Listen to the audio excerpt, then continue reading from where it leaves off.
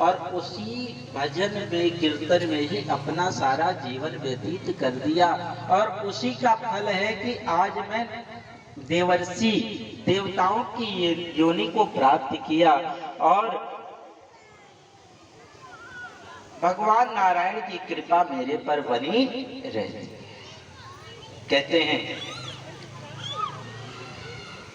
नारद जी को ब्रह्मा जी ने 4 मंत्र का उपदेश किया। वही नारद जी 4 मंत्र व्यास जी से बताए। उसी 4 मंत्रों को ही व्यास जी ने क्या किया तो समस्त 18,000 श्लोक में लिखा, जो गायनवती श्लोक है, बड़ा ही सुंदर है।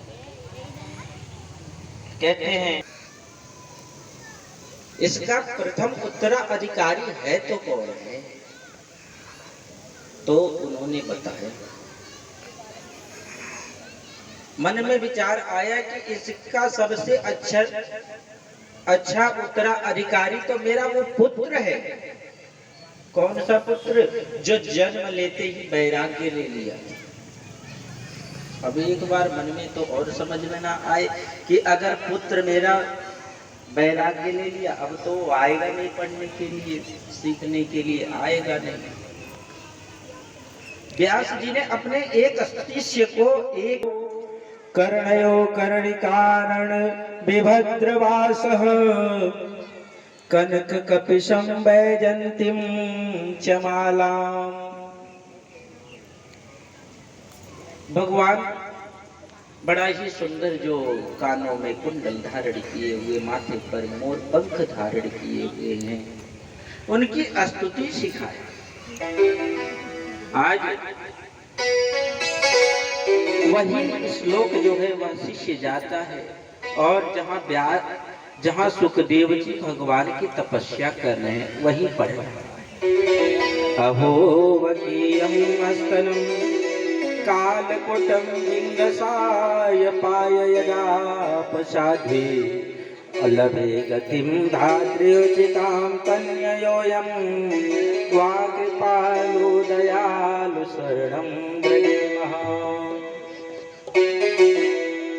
जो गति मैया देवकी का, बाबा वसुदेव का, मैया यशोदा का, बाबा नंद का था, वही गति जो है पूतना कर दिया। उस पूतना से इतनी कृपा कर दी। आज जो है वही सुखदेव जी सुनते हैं और उस शिष्य के पास जाते हैं, कहते हैं ये बताओ ये इतना सुंदर, इतना ही सीखा हूँ। बोले तो आगे का श्लोक कैसे पता चलेगा? बोले ऐसा करो, आप हमारे गुरुदेव के पास ही चलो, वही आपको बताएंगे। गुरुदेव के पास सुखदेव जी जाते हैं, वहाँ भगवान की कथा सुनते हैं, कथा का पठन पाठन करते हैं, बड़ा ही सुंदर अध्ययन करते हैं। कहते हैं महाभारत का युद्ध हो रहा है, जो बड़ा सुंदर दृष्टांत। महाभारत का युद्ध अग्रसर समाप्ति के तरफ है और उसी समय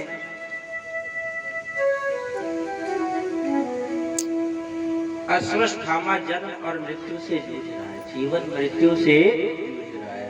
मृत्यु के समय शरीर को बड़ा कष्ट होता है, ऐसे शरीर से प्राण नहीं निकलता। जन्मत मरत दुसह दुख हुई है।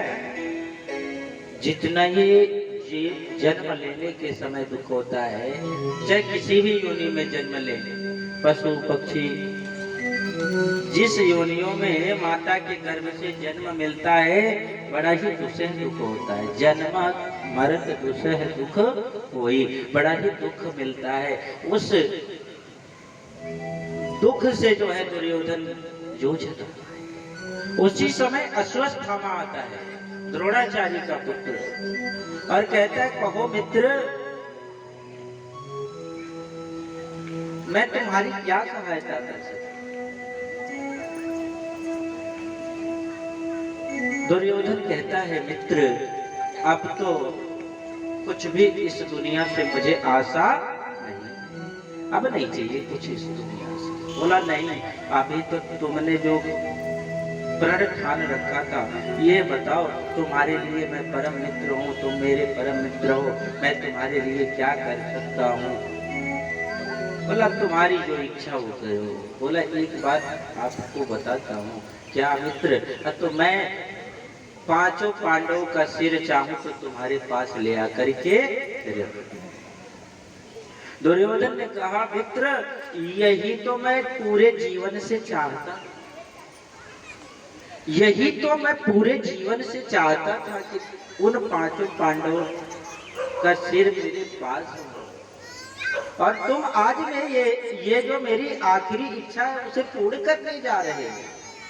तुमसे बढ़कर के मेरा हितकर कौन है? और कोई नहीं है तुमसे बढ़कर के मेरा हितकर, तुमसे अच्छा कोई मेरा मित्र नहीं है। देखो यही कहते जैसी संगति होगी वैसा ही मन बनेगा। अगर दुष्ट की संगति करेंगे तो मन में दुष्टता ही उत्पन्न होता चला जाएगा। अच्छे लोगों की संगति करेंगे तो धीरे धीरे अगर दुष्ट भी हो वो भी जो है अच्छा बनता चला जाएगा। आज जो है दुर्योधन ने कहा मित्र मेरी यह इच्छा पूर्ण कर दो तो तुमसे बड़ा कोई मेरा हितकर नहीं होगा, तुमसे अच्छा कोई मेरा मित्र नहीं होगा। पूरे जीवन में यही सोचता था। जैसे ही गया अश्वत्थामा ने कहा, आज अश्वत्थामा चल दिया। बोला एक काम करो, ये युद्ध तुम कब का जीत